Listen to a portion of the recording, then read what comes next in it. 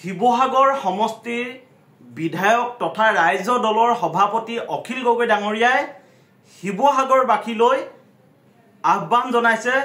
তেওঁ সংবাদ মাধ্যমৰ জৰিয়তে উল্লেখ কৰিছে যে শিৱসাগৰৰ যি শেহতীয়া পৰিস্থিতি, বৰ্তমান অসমৰ যি পৰিস্থিতি, ইয়াক লৈ সজাগ আৰু সচেতন থাকিবৰ কাৰণে শিৱসাগৰবাসী ৰাইজলৈ আহ্বান জনাইছে। কোনো যাতে সাম্প্ৰদায়িক যি পৰিৱেশ সৃষ্টি কৰিব খোজা হৈছে, ইয়াত যাতে কোনো ভুল নাযায়, তাৰ প্ৰতি আজি অখিল গগৈ ডাঙৰীয়াই সংবাদ মেলৰ জৰিয়তে তেওঁ প্ৰতিক্ৰিয়া ব্যক্ত কৰিছে। আহক আমি চাওঁ ৰাইজ দলৰ সভাপতি তথা বিধায়কগৰাকীয়ে শিৱসাগৰবাসীক কি আহ্বান জনাইছে।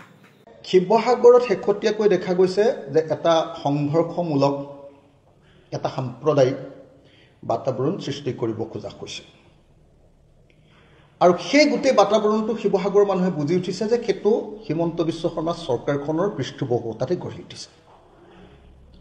হিমন্ত বিশ্ব শৰ্মাই তেওঁৰ নিজৰ কিছুমান বিশ্বস্ত মানুহৰ জৰিয়তে আহোম ৰাজত্বৰ আটাইতকৈ দীঘলীয়া সময়ৰ ৰাজধানী, য'ৰ পৰা অসমীয়া জাতি গঠন প্ৰক্ৰিয়া আৰম্ভ হৈছিল আৰু শেষ হৈছিল, যি আহোমে সকলোকে লগত লৈ অসমীয়া জাতিটোক গঢ়ি তুলিছিলে, সেই ঐতিহাসিক শিৱসাগৰত বিষবাষ্প বিয়াই দিবৰ কাৰণে হিন্দু মুছলমানৰ সংঘাত আৰু বিভিন্ন জাতি জনগোষ্ঠীৰ মাজত সংঘাত সৃষ্টি কৰিবৰ কাৰণে যোৱা কিছুদিন ধৰি যথেষ্ট পৰিমাণে চেষ্টা কৰি আছে।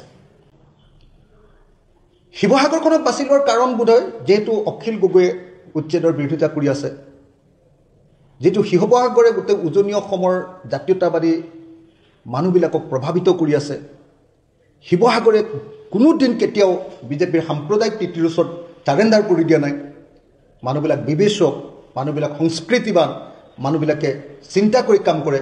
সেইকাৰণে কিছুমান মানুহৰ জৰিয়তে তাত হিন্দু মুছলমানৰ সংঘাত লগাব খোজা হৈছে। মই হিন্দু মুছলমানৰ সংঘাত লগাব খোজা প্ৰত্যেকটো পক্ষক এই কাম নকৰিবৰ কাৰণে আহ্বান জনাইছোঁ। শিৱসাগৰ প্ৰশাসনক ষ্ট্ৰিক্টলি মই নিৰ্দেশ দিছোঁ যে তেওঁলোকে যেন কাকো আইন হাতত তুলি ল'বলৈ অনুমতি নিদিয়ে, তেওঁ মুছলমানেই হওক, তেওঁ হিন্দুৱেই হওক। আৰু শিৱসাগৰ ৰাইজৰ প্ৰত্যেকজন নাগৰিকক মই আহ্বান জনাইছোঁ যে শিৱসাগৰ নাগৰিকসকলে তেখেতসকলৰ জাতীয় দায়িত্ব পালন কৰি আমাৰ ঐতিহাসিক সম্প্ৰীতিক সুৰক্ষিত কৰিবৰ কাৰণে ওলাই আহক।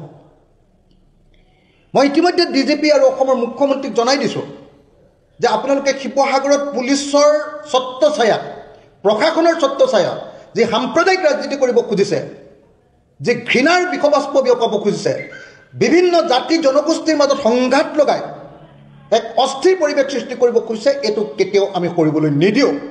মই স্পষ্টভাৱে পুলিচ প্ৰশাসন, ৰাজনৈতিক প্ৰশাসন সকলোকে এই কথা স্পষ্টভাৱে জনাই দিছোঁ।